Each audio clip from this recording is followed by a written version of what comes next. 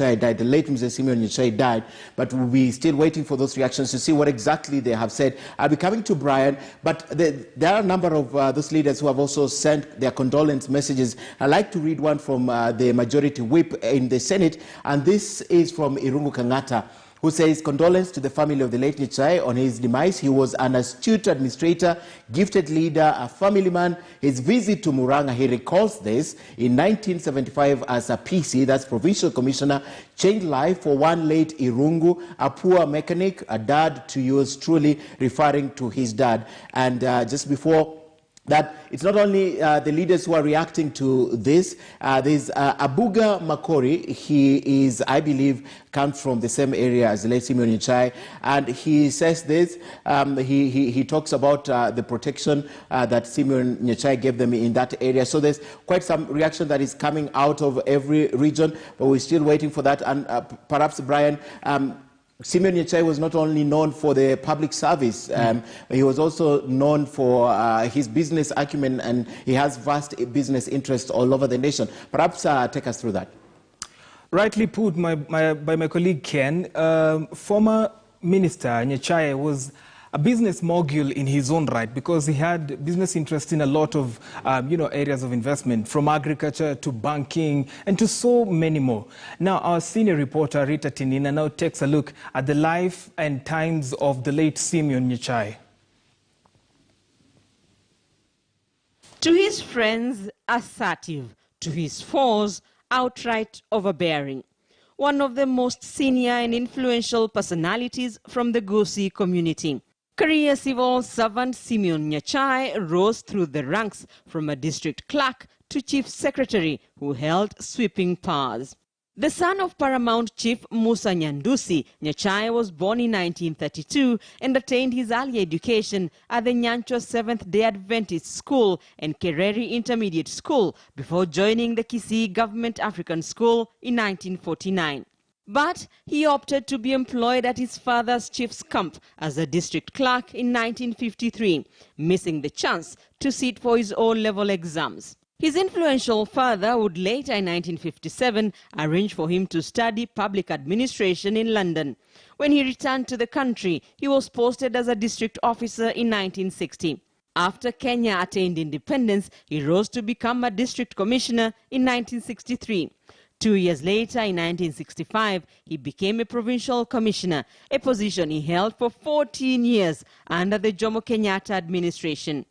When Daniel Moi took over power following Kenyatta's death in 1978, he retained him as a provincial commissioner before appointing him chief secretary, equivalent to the current head of civil service. He was arguably one of the most powerful and longest serving the country has had. The post was abolished after Nyachae's retirement in 1987.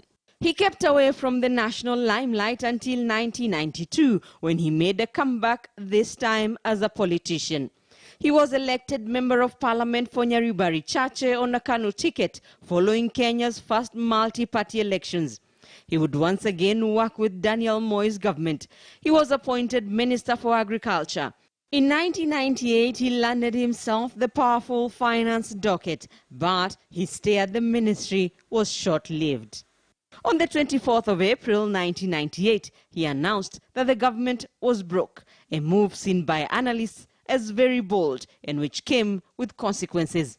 He was transferred to the Ministry of Industry. He did not take up the position as the ministry was seen as a less influential one. He quit government.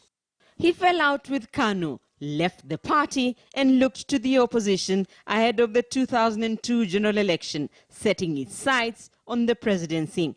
He joined Ford People, then a small party which was not part of the equation, which saw the main opposition parties, among them Mwai Kibaki's Democratic Party and Raila Odinga's Liberal Democratic Party, join hands to form the National Rainbow Coalition. Nyachae nevertheless took a shot at the presidency. He came third after KANU's Uhuru Kenyatta and NAC's Mwai Kibaki, who won the election. But Nyachae's Ford People Party got 14 MPs into parliament. The 9th parliament saw divisions in NAC, and Mwai Kibaki, who needed all the support he could get, reached out to Nyachae and his Ford People MPs. Nyachae was appointed Minister for Energy and thereafter Minister for Roads. Simeon Nyachae, who had served as MP for Nyachae for 15 years, sought a comeback to Parliament in the 2007 elections, but lost to NAC's Robert Monda. Also a prominent businessman with interest in, among other sectors, agriculture, transportation and real estate, Nyachae retired from politics in the year 2008, but would endorse Uhuru Kenyatta's bid for the presidency in the 2013 elections. He kept away from the national limelight, making only a few public appearances, including one during the burial of his first wife in September 2016, when he endorsed Gusii Unity. Father of, among others, Judge of the East African Court of Justice Charles Nyachae, he carved himself the figure of a fiery speaker and no-nonsense leader, his own man, a man who not only took a bold move during the KANU era to declare the country broke, who retired from the civil service and later quit government, all outlined in his autobiography titled Walking Through the Corridors of Service.